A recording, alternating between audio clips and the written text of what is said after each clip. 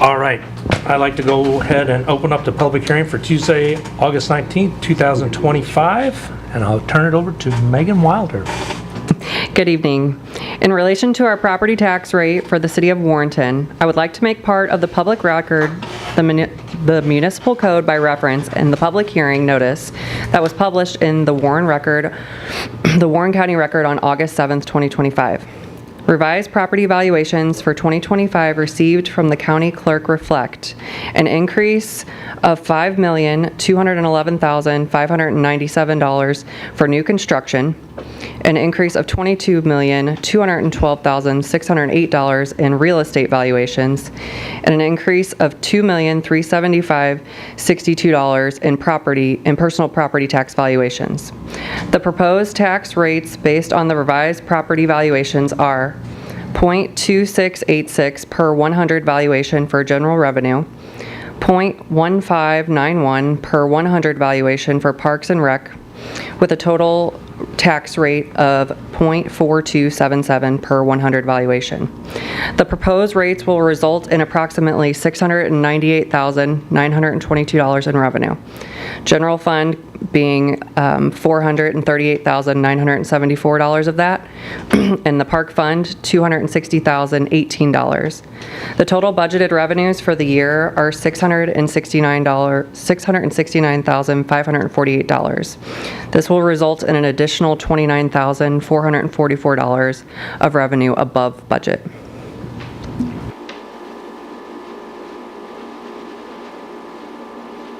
Anyone have any questions? Any questions? No, thank you. Any questions from the public or any comments? Thank you, Megan. Thank you. All right, all in favor? You can go ahead and close the public hearing and open the meeting now. All right, we're going to go ahead and close the public hearing for the tax rate, and we will go ahead and open the Board of Alderman meeting for Tuesday, August 19th, 2025. And if everyone would please rise and say the Pledge of Allegiance. I pledge allegiance to the flag of the United States of America and to the republic for which it stands, one nation, under God, indivisible, with liberty and justice for all.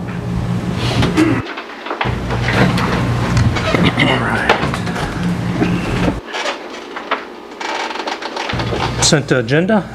We have the regular meeting minutes from August 5th, 2025, the salt bid awarded to Compass Minerals, the low bid, and the rock bid awarded to Bobby Holscher Trucking, which was the only bid. I'll take a motion to approve the consent agenda. So moved. Second. Motion made by Alderman Corder, second by Alderman Roemaker. Roll call vote. Alderman Lang? Yes. Alderman Schultz? Yes. Alderman Crump? Yes. Alderman Corder? Yes. Alderman Waite? Yes. Alderman Roemaker? Yes. Passes 6-0. Next up is public comments. If anyone in the public has anything they'd like to share with us, this is your time to please come up. We'll give you 5 minutes to speak, and please state your name for us.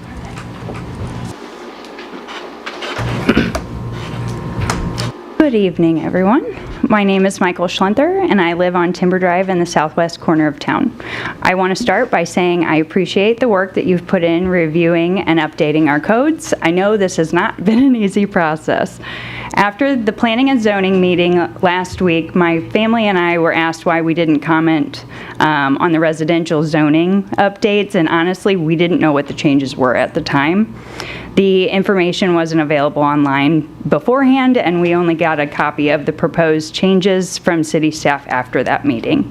That's why I'm here tonight, to share the concerns I would have raised there now that I've had the chance to review the details. As you all know, my family has been engaged in this process for the past 4 years. I want to be clear that I have no desire to drag this process out any longer. In fact, I'm encouraged that we're finally at the point where multifamily housing is being put back on our lots. That's real progress after a long wait. But even with that step forward, the combination of the new 35% lot coverage rule and the setbacks still create major challenges. Together, they make it extremely difficult to use our property effectively, even when the zoning is supposed to allow it. I've put together a simple flyer to kind of show some of this. Do you mind if I hand these out?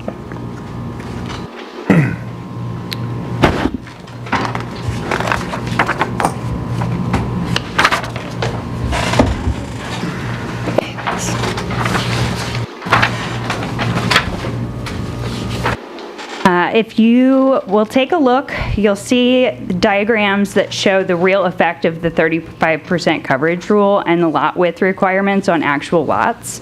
I think it's easier to follow along visually because the math on paper doesn't always translate until you see how much of the land is really left for building. The increase from 70 feet to 80 feet minimum lot width may sound minor, but it creates a two-tiered system.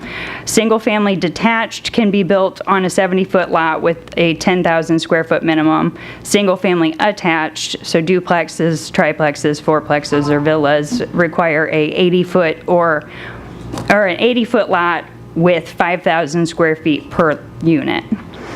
Now add in the new 35% coverage cap, and here's what happens to real lots.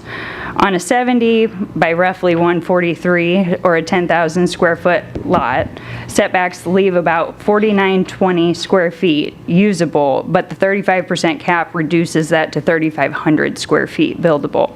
That's a loss of 1,420 square feet of building area, and 65% of the entire lot sits unusable. On an 80 by 125 foot lot, setbacks leave 4,620 square feet. That's also a 10,000 square foot lot, but again, the cap limits you to 3,500. On an 80 by 150, which is a 12,000 square foot lot, setbacks leave 6,270 square feet, but the cap reduces it to 4,200 square feet buildable. That's over 2,000 square feet. This is the size of 3 of our vacant lots in Oak Acres. On the larger lots, like the 80 by 187.5 or 15,000, and the 20,000 square foot, the problem only grows. Thousands of square feet are taken off the table, even though these lots already exceed the city's minimum standards. The bottom line is, the bigger the lot, the more you lose in absolute buildable space because the percentage cap punishes oversized lots. And after setbacks and the 35% rule are both applied, we're left with as little as 1/3 of the land actually usable for buildings, even though the zoning is supposed to allow for high density. To add perspective, let's compare what's been approved in the past. In 2006, our Oak Acres Plat 4 was approved at 4.89 units per acre. It was 31 lots with 2 units each on 12.57 acres of R3 zoned ground. Recently, the city approved Parkview Estates as a PUD on 6.68 acres of commercial ground. That project has 64 units in 19 buildings, or 9.58 units per acre, nearly double what Oak Acres Plat 4 was. So here's the inconsistency. The city has allowed higher density on commercial ground through a PUD, while land that has been zoned R3 all along is being restricted below what was previously considered acceptable. I'm not criticizing Parkview Estates at all. Those larger projects have a place, but they are big bets with big upfront costs, and they typically have a 20 to 25 year life cycle before major maintenance begins to outweigh the benefits. When all of that development is done at once, the maintenance cycle also comes due all at once. Roofs, paving, infrastructure, utilities, that creates a heavy burden in one wave, both for the owners and often for the city. By contrast, incremental development of both single-family homes, duplexes, fourplexes, and villas spread those costs over time. New units come online steadily, so revenue to the city grows steadily. And maintenance gets staggered across years instead of hitting all at once. It creates a more balanced and sustainable stream of housing, tax base, and infrastructure upkeep. Alderman Crump, time is up. Thank you. How much longer do you have, Michelle? Oh, I have Michael. one more page. Go ahead. And what makes this even more practical is that the infrastructure is already in place for most of these R3 areas. The sewer lines, streets, and utilities are there and ready to be connected. This isn't about extending services or creating new burdens for the city. It's about allowing reasonable use of the investments that have already been made. It also allows for mixed-use neighborhoods, where housing types and even small commercial spaces can be blended together. That balance creates stronger communities because you don't end up locked into a single type of development that ages all at once. Instead, you get neighborhoods with variety, adaptability, and stability over time. That's why Warrenton needs both types of growth. The larger developments make sense at times, but they must be balanced with smaller, local projects that keep the pipeline moving, keeping costs distributed, and keeping housing available for residents. There's also one important technical correction to note. The code should state that firewalls extend through the ceiling and end at the bottom of the roof sheeting instead of the envelope, or inside of the envelope, not sticking through the roof like a parapet wall. I'm all for adding a decorative trim or some kind of visual separation in multifamily roofs so that it's possible for the residents to ensure their own section of the roof, or for homeowners associations to cover a roof as a whole. Either method works, and whichever is easiest should be accepted. But requiring a parapet wall is not a necessity. It adds cost and design challenges without providing benefits that can't be achieved in simpler, more practical ways. My family's investment in Warrenton goes back nearly 60 years. We've been a part of 50 properties inside the city limits, both commercial and residential. We've developed a 40-lot subdivision where we built 12 houses and 2 duplexes and helped in developing an assisted living home and senior housing projects. Today, we're continuing that work by developing a new parcel in the same neighborhood. Right now, we're building 2 fourplexes and another duplex under the last conditional use permit the city accepted before R3 zoning was changed and conditional use permits were removed altogether. Beyond housing, we've also given back in other ways. When the city needed a sewer access, my grandfather was the one who stepped up.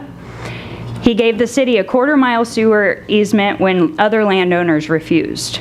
And he personally paid for additional sewer extensions to serve another property. We've also reinvested in downtown, restoring 2 historic buildings that have fallen into disrepair and bringing them back as 3 commercial spaces and 7 apartments. In addition, we developed a commercial property that housed an HVAC business that my dad and uncle ran for over 30 years. And unlike many developers, we are deeply rooted in the very neighborhood that we are working to improve. In fact, 15 of my family members, including myself, live in the same neighborhood we are trying to develop. This isn't just a project for us, it's about a place we call home and the community we're raising our families in. Thank you. Thank you. Thank you, Michael. Thank you.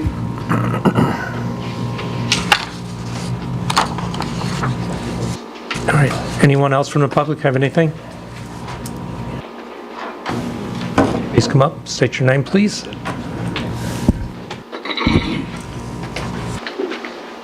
Hi, my name is Anna Farrar. I've lived in Warren County my whole life, and I am coming to you regarding the data center that's being built. I printed off a few questions. I understand I only have a few minutes, but my point is to highlight what's going on and see if I can get some more answers. It's been kind of unclear to get anything online officially or even just other public comment. I am involved with some of the landowners. Do you mind if I pass this out? Or there's 2 pages.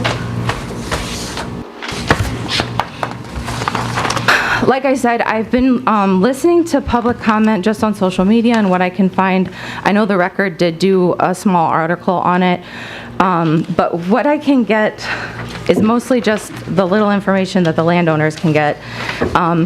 And I think the best use of my time would just be to read these questions out loud to try to get them in circulation in hopes of getting clarity on this project. So I'll just start at the top. Proposed data center project, Warren County, Missouri. Key questions for the Board of Aldermen. And I'm just a concerned resident. I'm not directly involved outside of, I consume the water, I pay for and help contribute to the electric because I have solar. And I'm worried about what this project will do to not only our city, our county, but surrounding counties. So, number one, project identity and transparency. Who is the actual developer and operator of the proposed data center tied to the root beer substation that MISO is planning? I can find information, like official information regarding the fact that it's there and there is a plan to split that 200 megawatts to a data center, but I don't know who.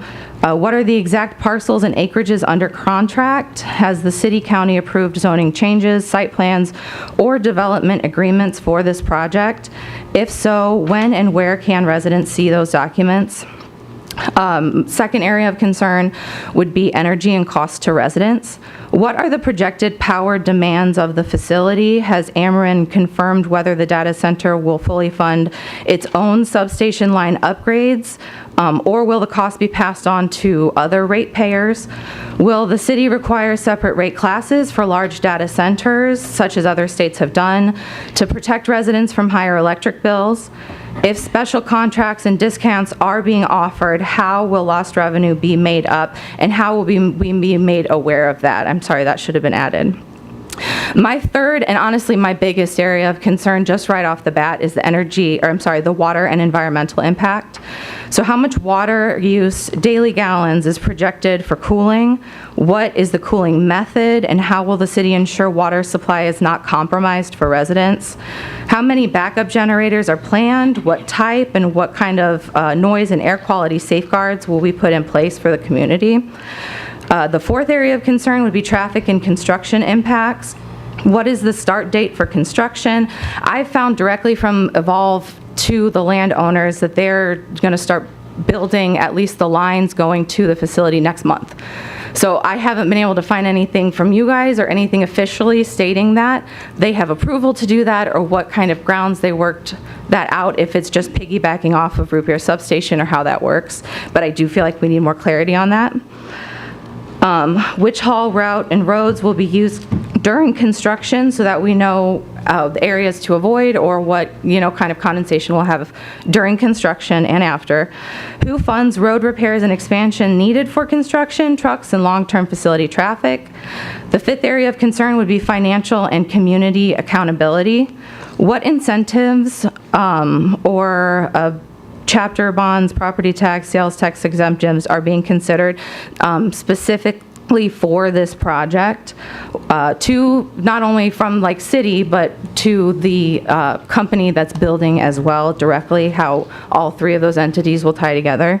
So what is the net tax benefit to the city after incentives are applied? How many permanent jobs will this facility provide, and at what wage level? I think tacked onto that, we should really consider if members of the community will be eligible to seek employment based upon credentials.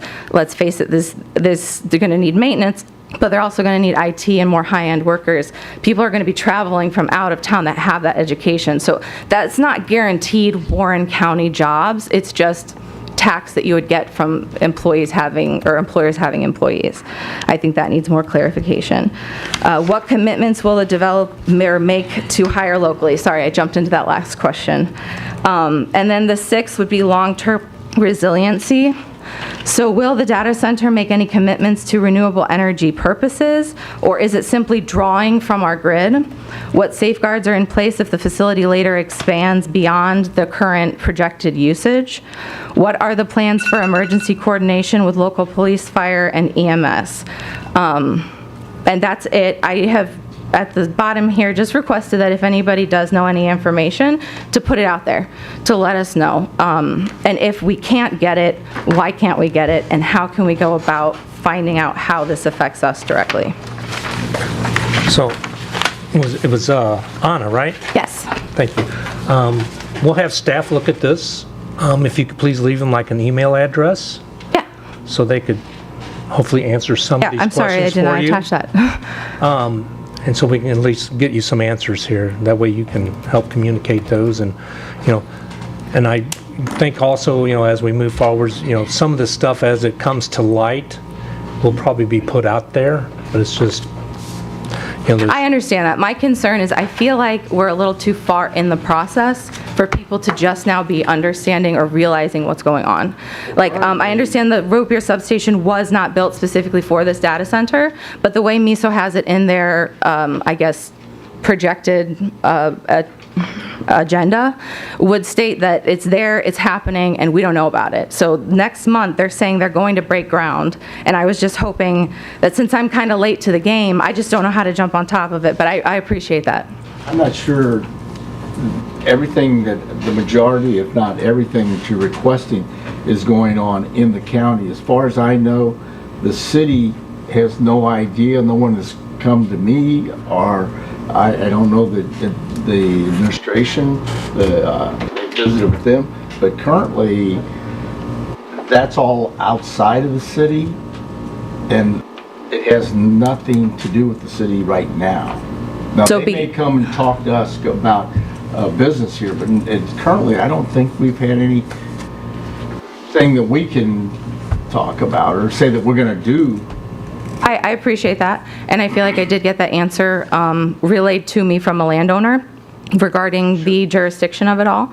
I guess my question would be if anybody had information on if they are, from what I can understand, the electrical part is being built in county, but the person or the company who's wanting to contract the actual data center will be in city limits. Or that's what the plan is to be. So regardless of whether it's city or county, I guess if you had any direction to give me regarding the route of, would it be mayoral, governor, or who to go to regarding county ordinance to figure all this out? That's my question. That's where I would direct that, sorry. I don't think we've got anything that we're going to be able to. So essentially, just to clarify my own understanding, because it's not in city currently, all we can find is what we can find, and we're out of luck. Because I believe it would run off city I'm not sure water. where to tell you the truth. unless have you talked to the county administrators? Thank you. That answers the question. Yeah. That would be who I would turn to next. Have you been to a Currently, yeah, commissioners just- meeting? Their board. The county No, commissioners? people have asked for help all over, and they seem to keep directing questions towards me.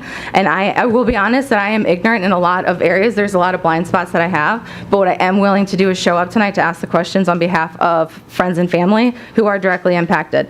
So that is something that I can do next. I would reach out to them. I don't know whether it's the case or not, but the Boonslick Regional Planning Committee is meeting Thursday. Okay, So they may have some answers more for that. information. Sure.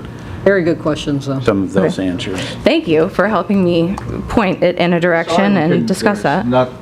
There's Nothing's been brought forth to us. Yeah. We don't have a site So plan. we don't have. That's my concern. My concern is it's all being behind closed doors until it has to be connected. And by the time it gets connected, the public will have no say in it because it's already a done deal. All the people are doing are making the connections. My goal is to try to highlight where those connections are happening and how we can make it appropriate to fit into the community instead of being behind closed doors. I would just like these questions to be asked out loud, so thank you for hearing them. You're welcome. Thank you. Thank you.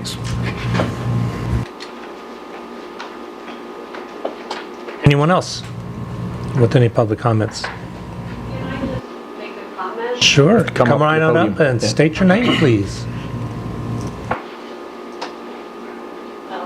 My name's Angie Kreckler, and I didn't grow up in the county, but I moved out here 16 years ago, and I grew up in St. Charles, and I know what just happened with their whole data center. It kind of somewhat imploded, and it stopped temporarily. The door is still open, so they'll wait till nobody's paying attention and get it back under the door. Now, what the previous lady said about where it is and whose responsibility, the city or the county, our water tables don't have a boundary line. I myself am on a well, and I have trouble already. I live close to Innsbruck, and I know they tap into the water table. My home is my biggest asset. At my age, that's my biggest asset. I can't afford to lose it or have it go worthless. if I don't have water, my well doesn't work, I'm screwed completely because your lines don't reach out to where we live in the county. Now, these surrounding areas, I can't believe everybody up there off of W has city water. It's a big deal, and we count on our elected officials to keep us updated. Like she said, nothing's been put out there for us to know and to educate ourselves, and it's our responsibility to be educated. St. Charles, the mayor signed an NDA, so he didn't talk about it. That's completely wrong. I think you guys are all here to represent us in one form or the other. And the growth is great. I mean, you guys work with the counties. Marthasville, what is there, like 5 townships you work with to build the economic structure and get jobs and businesses in here. We're already seeing a problem. I don't know how many are aware of it, but the meat packing plant went in, and now all of a sudden they need more water. They're putting all these lines coming from New Melly, all to get water out there. And it's like, it's affecting New Melly people. They're all up in arms. Now the water that comes out of the packing plant is affecting Lake St. Louis because of the creek routes it takes. So when you say, you know, it's not in the city limits, we really don't know anything about, I don't believe it. And I don't think anybody behind me or anybody on the news believes it. Everybody's got to be working together to supply these the infrastructure. And I mean, if they come in here and they're up and running in a couple of years and they affect our water and our electricity, how quick can you guys get our area built up to sustain what we already have built? I mean, those are, I think, easy questions. Somebody should be able to answer them. And she covered a lot of information, and I'm really impressed. But I also want you to know that there are more people, not just one person that's got concerns.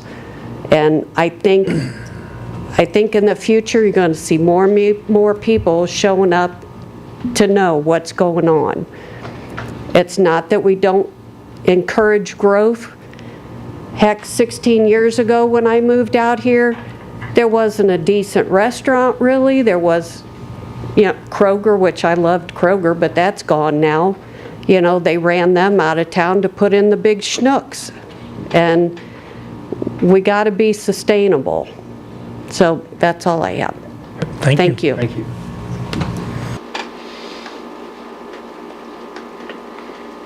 Is there anyone else tonight?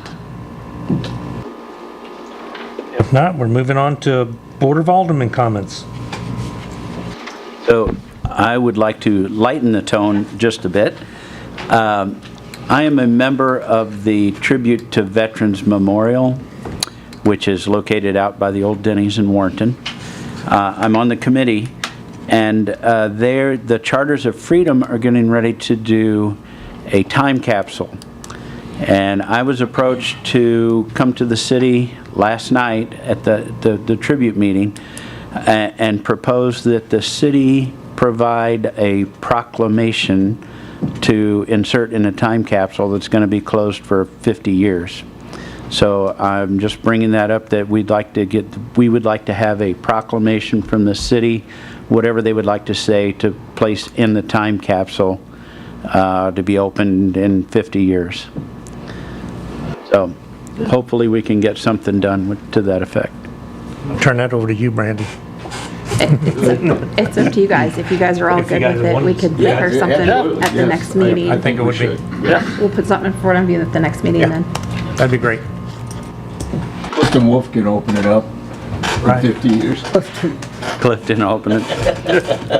Any other Board of Alderman? I plan on that. I hope so. I just hope all the students had a great first day of Oh, yeah. school, and good luck teachers this year.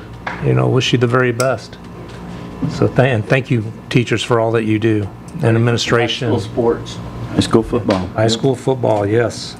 All right. All right, moving on. Citywide traffic study. So GBA, we had contracted with them to do a complete citywide traffic study, and they have finished that. And so tonight, we have in front of you Kendra with GBA, and she's going to give you kind of a condensed presentation. All right. I thought you were going to read all 40-something pages. Yes. Yeah, go I was ahead. going Read to those. sleep. That was kind of the nighttime. 5 minutes. No, we will not. We will summarize it. All right, Kendra, thank you. Thanks. So I also have Trey Beebe, we're gonna kind of tag team it here. So right. I'm gonna start off and then we'll kind of switch. So we're here to present on the citywide traffic study, and okay, I did this right. Technology is not my forte. So kind of a study, the outline of our presentation is we're going to go over the purpose of the study, and then we're going to go over the survey results, and then we're going to kind of give you the summary of the macro level kind of citywide findings and some of the recommendations, and then we'll look at a micro level, break it down by intersections that we kind of determined key findings, and then just an overall recommendation from a summary of those. So, kind of our purpose of this study.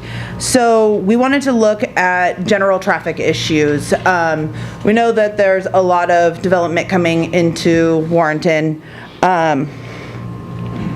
And so we want to see how is that development going to affect traffic over time. And as that affects traffic, what kind of improvements are going to be needed, especially with traffic growth. So we wanted to review specific intersections, and then we also wanted to look at this kind of more as a baseline study. So understand that if development changes over time, this study can be modified. So, for example, say that you know that there's going to be a bunch of developments up north, but in 5 years, those don't actually happen, but all the development moves to the southwest. You can modify this study. We can add some intersections. You can change some of those growth rates, knowing that, your city is adapting. And so that's the value of this study. So it's just kind of a living document. And so how we started this was with kind of a public engagement phase. So we partnered with Shockey Consulting, and they put out a survey. So it went from December 18th, 2024 to March 23rd, 2025. And there were 753 responses, which is incredible. So kudos to your town, your residents for being engaged and putting out some really good information. So you can kind of see on the slide, a lot of the residents, most of the residents were really concerned or very concerned about housing construction and how that's going to negatively impact traffic. And the intersections that were really highlighted in the survey were along Route 47, which is pretty much what we expected. Especially I-70, one thing that we decided when we talked about the intersections that we were going to look at, we decided to throw out the I-70 and Route 47 intersection and surrounding locations because of the improved I-70. We knew that MoDOT was going to fix those. And we also knew that Route 47, we know it has congestion, and there's a lot of red light running, and there's unsafe merges and traffic signal problems. So one of the challenges though is MoDOT, and knowing that it's under MoDOT control. So we limited what intersections we studied because we can't control which intersections MoDOT improves. So Trey will probably talk a little bit more about that here in a second. And then the final bullet was pedestrians. There was a high number of pedestrians that felt unsafe walking in Warrenton. I didn't really dig into this, but was it due to a lack of sidewalks? Do we need more sidewalks, better sidewalks? So I think Trey will kind of talk more about that as well. So next, we will talk about citywide at the macro level, and I will let Trey. Good evening. I've also got the sweet binder. We can just read straight from it. Yeah, if you want to go to the next slide, please. Oh, I have it. Nice. Yeah, so kind of what Kendra alluded to, this is the macro level. In terms of jurisdictional route review, that's the first thing we did. So looking at where MoDOT has control, where City of Warrenton has control, and basically anything that's route or highway is going to be under MoDOT control. So that really kind of limits where we can target improvements. So that, when we were looking at which intersections we wanted to review specifically, really guided that selection. Roadway configuration and capacity, we know Route 47 kind of has some congestion issues right now, so that's what we kind of highlighted in our report. Unimproved roads, kind of looking at what y'all have in your comprehensive plan in terms of pedestrian and bike and roadway improvements. We didn't want to contradict anything in there. That comprehensive plan identifies kind of some east-west connections north of I-70 and then south as well. So we put those in there. I think those are good improvements for the future. That's kind of a big swing. It's going to be a big project, but something that might be worthwhile, especially based on impending development. We know we looked at a lot of the approved developments, not anything that's hypothetical or rumored, just what the city had approved. A lot of stuff up north that is kind of concentrated, even north of Vauchel, I think, is one of our study intersections. And then to the south, they're a little bit more scattered, so the traffic impacts probably aren't going to be as like pointed, but still going to be scattered a little bit. And then we also looked at neighborhood cut-through traffic. We targeted some specific intersection counts to see if there were high school kids cutting through the neighborhood. And if there's anything we can do to mitigate that. We didn't really find that much. There might be, I think, between 5 and 10 was the number that we determined, but nothing super crazy. Now I'll move on to intersection evaluations. I'll keep this really, really high level. We looked at 10 specific intersections. There's a map there. I won't read them all off, but like I said, there are places we thought we could get improvements based on who has jurisdiction there, and existing problems that were identified based on public comment. So the format, I'm just going to show what we recommended to improve at each of these intersections and talk about them a little bit. So 47 in Hawthorne, this is north of I-70. We got counts at that location just like we did all these other intersections. It works fine under existing conditions. We applied a growth rate and looked at existing crashes. Didn't really see major problems there. There are some operational issues under future peaks, so that's why we came up with this option to add a left turn. The interplay with McGee Avenue, there were some comments about kind of movements locking up when someone's coming on McGee and someone's coming on Hawthorne, so that's what the second alternative on the right, looks at. And we also know there's a lot of development up here as well, so trying to be cognizant of that for the future.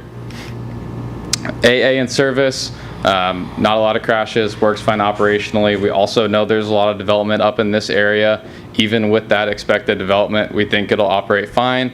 So our recommendation here was to continue to monitor it in the future. If more development occurs north of I-70, there might be some opportunities to add a turn lane or add some capacity on Route AA. Market and West Veterans Memorial Parkway, everything was also fine here. There is a little bit of a skew, which can create some sight distance challenges as you're going north on Market Street, so we recommended to kind of bring that more perpendicular, and then add a pedestrian crossing there as well. Just given the speed of Veterans Memorial Parkway, we think that'd be a good improvement to kind of improve the pedestrian network in the city. MM and U, very similar to the previous one, also kind of a skew challenge, and there is no sidewalk on the west side of U, so we recommended that. And that would need to connect down. I think it's a quarter mile to the south or something like that, that would connect up. And then also add some kind of pedestrian crossing to improve that pedestrian network. Boonslick at South Market, this is right near downtown. There are some site distance challenges there. We understand there's a project going on right now to kind of remove the bulb outs and add some parking back in. Based on that, our solution was to add stop signs and convert this to an all-way stop, just based on the safety conditions. So because you can't see people coming east and west on Boonslick. Operationally, we found that works fine in the future condition. Just pavement marking and signing would need to be redone out there. Boonslick and Cool or Steinhagen, this was probably had the most operational issues. The northbound left kind of deteriorates with school traffic. It's level service E or F depending on the volumes. So our solution here was to add the right turn lane. There's also that eastbound merge. So kind of turn that into a trap lane, if you will. Did improve things operationally a little bit. And then there's also not a lot of definition of what is the parking lot and what is the road in that development there. So that's also something we added in. And then closing the access on the west side to do some access management, add some pedestrian improvements, and better define who has what. 47 in Voschel, this is kind of where we start looking at 47 stuff. So we think the best improvement long-term would be to move to a 3-lane section. So with all these 47 improvements, we're really trying to set up for that. So add a southbound left turn lane. There is a lot of school traffic here. And then there's not a sidewalk connecting the west side of 47 to the elementary and middle schools over to the east. So we added that in as well. Roy and Pinckney, this was just a site distance issue. Just need to clear some vegetation out there. And we also know there's some development going on Pinckney, so continue to monitor that. It's unlikely, based on that development, that they'd be cutting through the neighborhood, so I think you'll be fine there, but continue to monitor that. 47 in Lakeview, very similar to 47 in Voschel. This also has 2 intersections pretty close together, so adding that 2-way left turn lane in the center gives vehicles room to turn onto those neighborhood streets and off of them just through that section, and also sets you up well for a future widening of 47 to 3 lanes if that's something you want to do in the future. 47 in Warrior is the last one. Everything worked fine operationally. The main thing, there are a lot of complaints about signal timings, so we think definitely this one, and this can kind of be a segue to work on a citywide signal retiming, especially as you look at Improve I-70, putting the DDI at I-70 and 47. That'll kind of change the volumes and platooning going on 47, so that's something that you can work with MoDOT on. And with that, oh, I got one more. This is our recommendation summary. So we took all those recommendations, sorted them into short-term, medium-term, and long-term. We also have some detailed cost estimates that are preliminary, but looking at how much we think these things cost, what's the priority, and what type of improvements are we recommending. So I think that is my last one. And with that, we can open it up to questions. I know I went pretty fast, so. I have a question on 47. Currently, is there enough room there for turn, oh, isn't it on? Oh, sorry. Currently on Highway 47, currently is there enough space for turn lanes there now? Yeah, so if you look at these figures, the pink lines are kind of the proposed, or the existing right-of-way, sorry. So it might be pretty tight, but based on our preliminary drawings, we think there is enough room for it. You might get into right-of-way at some of the intersections with curb radii and stuff, but I think it's wide enough at this point. So we could visit with MoDOT about putting turn lanes? Yeah. Currently? Yep. Okay. But all the improvements on 47 would have to be approved through the state, correct? That's a state Well, highway. yeah, and I was just, I'm not talking about tearing anything up, I'm just talking about putting lines down. Yeah. Is what I was, just putting lines down? Yeah. The roadway cross-section wouldn't be wide enough for that, so you would have to do physical pavement widening, yeah. Yep. And then your question, we could consider doing it, or they could consider doing it at those spots only. Yep. Correct? Yep. So that would, within your cost analysis, would that have, is that what you said, or in those cost analysis, or are you talking about widening 47 from 70 south of town? So for all these intersections, we provided detailed cost estimates that looked at physically widening the roadway. For hypothetical ones like creating an east-west connection or widening 47, we just said this is a high dollar amount or a low dollar amount. Because those projects are likely to come so far in the future with inflation and project costs and that kind of thing, we didn't want to be super prescriptive on that. But like I said, all of our detailed cost estimates are provided in 2025 dollars. But are they set up in increments, or is it the length of the whole I guess my question is, those costs, could it be cut up, or are you talking that, okay, we're going to start at one end and we're going to go to the other? Oh, you could, yeah, you could phase any of those projects. Okay. Yeah, you could divide them up. It's per this project shown. Yeah. Per the project shown is the cost estimate. For each intersection. Okay. So how much would the city versus the state, you don't know that, how much would the state pay versus the city for these 47 improvements? Yeah, that depends. There are different funding opportunities available. So like this one, we thought there were some opportunities to do maybe a Safe Routes to School or applicable program that would give you some state or federal funding opportunities that maybe lower the cost for the city. That's going to depend project to project. So, yep. Thank you, Trey. Thank you. Thanks, Trey. Thanks, Kendra. All right, moving on. City Administrator Brandy Walters. Good evening. The first thing that I have for you, well, actually, the only thing I have for you tonight is the conflicts of interest ordinance. So this is an ordinance that we put in front of you every 2 years, and it just reaffirms your decisions, your ethical decisions, I guess I should say. And there's no conflict of interest of you doing business with the city or anything like that. All right. I'll accept a motion for the first reading of bill number 39-25. So moved. Second. Alderman Romaker, second by Alderman Lang. An ordinance readopting Chapter 130, Conflicts of Interest of the Municipal Code of the City of Warrenton, Missouri. I'll accept a motion for the second reading of bill number 39-25. So moved. Second. Alderman Quarter, second by Alderman Schultz. An ordinance readopting Chapter 130, Conflicts of Interest of the Municipal Code of the City of Warrenton, Missouri. Roll call vote. Alderman Schultz? Yes. Alderman Crump? Yes. Alderman Quarter? Yes. Alderman Waite? Yes. Alderman Romaker? Yes. Alderman Lang? Yes. Passes 6-0. And then I just have a few dates for you. On September 3rd, we're having that employee summer bash. So from 11:30 to 3:30 at Binkley Woods and City Hall will be closed during that time. And on September 16th, we will have a Ways and Means meeting at 5 p.m. prior to our board meeting. Thank you very much. All right, next up, Finance Officer Megan Wilder. Sorry, caught you off guard, didn't I? Yeah, sorry.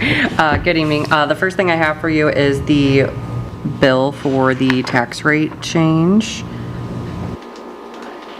All right, I'll entertain a motion for the first reading of bill number 40-25. So moved. Second. Who's first? Him. Schultz? Schultz. Alderman Schultz, all right. Second was Alderman Quarter. An ordinance levying and imposing a tax for the calendar and fiscal year of 2025 for general, municipal, and public park purposes. All right, I'll accept a motion for the second reading of bill number 40-25. So moved. Second. Alderman Romaker, motion, second by Alderman Lang. Roll call vote. An ordinance levying and imposing Oh, a sorry. tax for the calendar and fiscal year of 2025 for general, municipal, and public park purposes. All right, Melly. Roll call vote. Alderman Crump? Yes. Alderman Quarter? Yes. Alderman Waite? Yes. Alderman Romaker? Yes. Alderman Lang? Yes. Alderman Schultz? Yes. Passes 6-0. Next thing I have for you is the June financials. So a few highlights for charges for services. We're over on projected revenue in the general fund, and that's mainly due to pool-related transactions. In the water and sewer fund, we're under approximately $72,000, with the main driver being the industrial sewer. But we have interest and overages in other areas that are going to offset that, so I'm not super concerned about that. Next is other. In the general fund, we're over 91,000 of projected revenue due to the sale of some assets that we did at the beginning of the year. We have 23,000 between 2023 and 2024 for TIF admin distributions, and then 24,000 for a police grant for equipment. And in the water and sewer fund, we're over 118,000, and 30,000 of that is for the sale of assets, and 89,000 is for the TAP grants from last year. Lastly is licenses. We're over 126,000, mostly attributed to the building permit for the new school. For expenses, in the executive department, we're over about $7,000 due to attorney fees, but I don't see that being an issue. We should level out. We have quite a bit left in the budget for the rest of the year. Building, we're under $23,000 due to salary-related expenses of a vacant position. Grounds and maintenance, we're under $13,000, also due to salary-related expenses. Street, we're under $22,000 due to salary-related expenses and insurance premiums, but that under budget will be offset by water and sewer.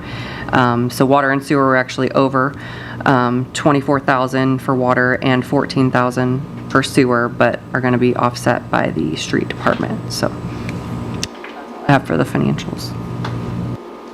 All right. Any questions for Megan? Thank you, Megan. Thank you, Megan.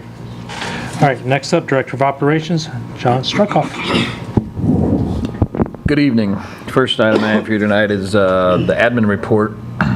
Just a few highlights on that. We had 25 safety meetings between the departments. We're still hiring for grounds and maintenance part-time, one position in public works and a position in police. We hired two new people in July. We had 16 citizen communications and 11 records requests. I'd be happy to answer any questions if you have any. Any questions for that? None. Nope. All right, go ahead, John. Next item I have here tonight is the building report. Another busy month. We had 90 permits issued in July, of which 47 were residential inspections. We closed out 88 permits, and we completed 331 inspections in July. That's the most by 35 inspections this year thus far. Holy cow. Somebody needs a pat on the back for getting those all done. Yeah, Good job. a lot of inspections. They've been busy, so it's good. Just a few highlights of stuff going on around town. Ivy League and ELS continue to build single-family homes in Woodland Heights, while Rowell's is busy building in Pinckney Ridge. Dynamic Contracting is installing another foundation in the Park Hill subdivision with plans to start another one in the very near future. ELS is also rapidly building multiple buildings at the Park U subdivision and nearing completion of the multifamily section of the Creekside development. MH Thornton Homes has their first foundation dug and will be starting foundations this week in Westwood Farm subdivision. The last set of Mr. Wolf's duplexes are being framed and will be under roof very soon. School construction is moving along with footings, foundations, steel being constructed every day. If you haven't seen that, there's a lot of progress going on out there. Dobbs exterior walls are complete. They're beginning to install roof framing this week. Hampton Inn is progressing with rough plumbing, electrical, footings, and foundation, all nearing completion. The new Dollar General is mostly erected, and they plan to be completed with construction in about 3 months from the start. So, I'd be happy to answer any questions on the building report. None. All right. Thank you, John. All right. Last thing I have, or well, one of the last things I have is for sale items.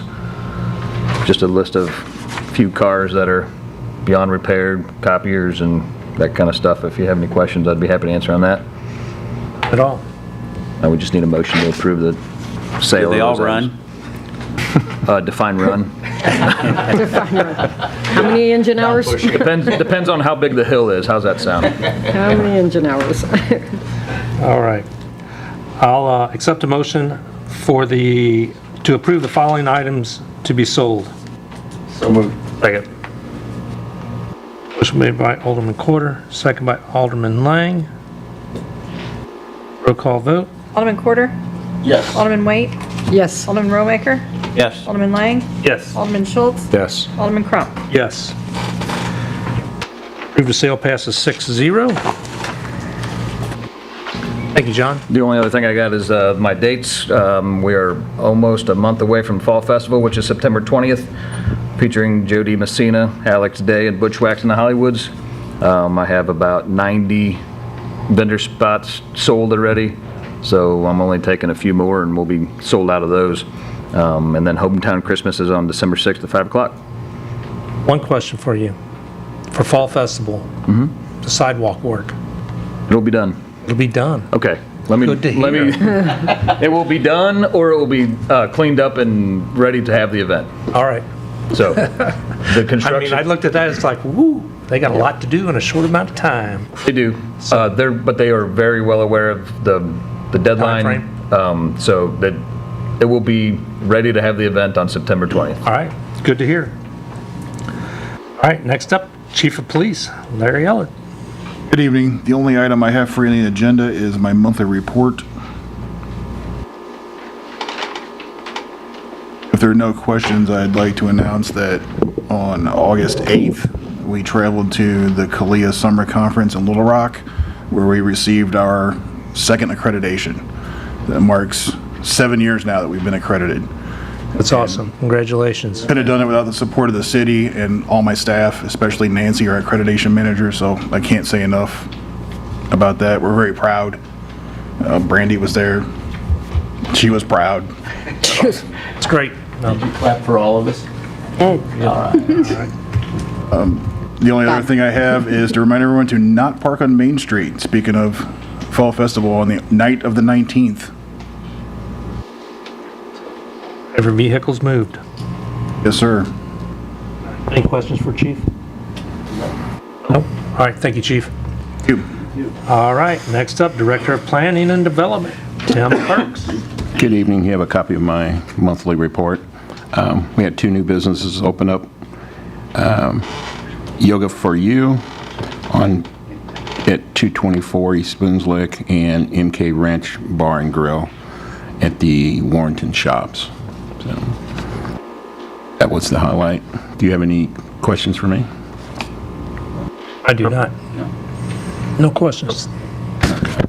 Go ahead, Tim. All right, first item on the agenda is the Poles Alley abandonment vacate 001. David and Lori Robinette respectfully request an abandonment of the alley located west side of Southwest Street and the south of West Walton Street.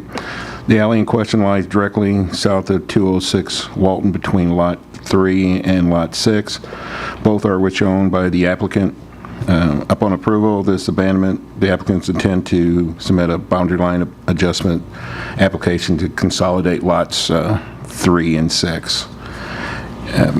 This went to the Planning and Zoning on August 7th. The motion passed 6-0 with 3 absent and 1 vacancy. And Bart Carmen's here from Lewis and Beatty to answer any questions you have on that. Do you have any for me? No questions, no. None for Bart either. Trying to make your night easy. All right. Okay, the next item is the... Wait a minute. Oh, I'm sorry. There's a bill. There's a bill. So I'll accept a motion for the first reading of Bill number 41-25. So moved. Second. Motion made by Alderman Schultz, second by Alderman Romaker. An ordinance of the City of Warrenton, Missouri, providing for the release and vacation of a portion of an alley located near Walton Street and Morgan Street. Accept a motion for the second reading of Bill number 41-25. So moved. Second. Motion made by Alderman Lang, second by Alderman Quarter. An ordinance of the City of Warrenton, Missouri, providing for the release and vacation of a portion of an alley located near Walton Street and Morgan Street. Roll call vote. Alderman Waite. Yes. Alderman Romaker. Yes. Alderman Lang. Yes. Alderman Schultz. Yes. Alderman Crump. Yes. Alderman Quarter. Yes. Passes 6-0. All right, go ahead, Tim. Okay, the next item is the road easement vacate 002. Warren Center LLC respectfully requests abandonment of the roadway easement located on the west side of Forestdale subdivision, adjacent to the North Service Road. This easement is no longer needed due to the approval of development of a 67.54 acre residential project. The project include 27 single-family homes and supporting infrastructure. This abandonment would only be for the road easement, but not the utility easement would stay in place. Okay. This was presented at P&Z on August 7th. The motion passed 6-0 with 3 absent and 1 vacancy. Where's this located at? This is the new subdivision, is going to be north of the Service Road and west of Walmart. Oh, all right. So Tim, just by vacating the road easement, there's still a utility easement through there? Correct. Is that going to restrict what they can build on those lots? It's on the west side of the lots. It's on the west side, so the lots will be more usable? Is that the goal? Yes, most of the lots the space would be on the east side. Looks like the lots will back up to that easement. Yes, along that creek. Yeah. Some of that's in a water issue. Waterway anyway. Right. Okay, that's where it goes. It goes down to the creek, yeah. Okay. All right, I will accept a motion for the first reading of bill number 42-25. So moved. Who wants it? I don't care. Roadmaker, motion. Alderman Lang, second. I'm sorry, Alderman Crump, what was that again? Alderman Roadmaker for the motion, and Alderman Lang for the second. Thank you. An ordinance of the City of Warrenton, Missouri, providing for the release and vacation of a roadway easement located within Forestdale subdivision. I'll accept a motion for the second reading of bill number 42-25. I'll make a motion for the second reading. I'll second. Alderman Schultz with the motion, Alderman Lang for the second. An ordinance of the City of Warrenton, Missouri, providing for the release and vacation of a roadway easement located within Forestdale subdivision. Roll call vote. Alderman Roadmaker? Yes. Alderman Lang? Yes. Alderman Schultz? Yes. Alderman Crump? Yes. Alderman Quarter? Yes. Alderman Waite? Yes. Passes 6-0. And what do you have next for us, Tim? Okay, the last item is the amendments to Section 405 of the Municipal Code pertaining to land use and zoning and ADM-142. This is all the code change for the residential and the multifamily that we have been discussing during our meetings. It went to P&Z. There was 2 changes made for the vertical wall and one other change that they found. This did go to P&Z. The motion passed 6-0 with 3 absent and 1 vacancy. Do you have any questions on anything on that? I do not. Anybody else have any questions? All right, I will accept a motion for the first reading of bill number 43-25. So Second. Motion made by Alderman Quarter, second by Alderman Lang. An ordinance of the City of Warrenton, Missouri, amending various sections of Chapter 405 and 410 of the Municipal Code of the city regarding various residential zoning uses, procedures, and standards. I'll accept a motion for the second reading of bill number 43-25. So moved. Second. Motion made by Alderman Lang, second by Alderman Schultz. An ordinance of the City of Warrenton, Missouri, amending various sections of Chapter 405 and 410 of the Municipal Code of the city regarding various residential zoning uses, procedures, and standards. Roll call vote. Alderman Lang? Yes. Alderman Schultz? Yes. Alderman Crump? Yes. Alderman Quarter? yes. Alderman Waite? Yes. Alderman Roadmaker? Yes. Passes 6-0. I will accept a motion to adjourn the meeting. So moved. Second. Motion made by Alderman Quarter, second by Alderman Lang. All in favor say aye. Aye. Aye. Aye. Opposed? Say nay. We're so adjourned.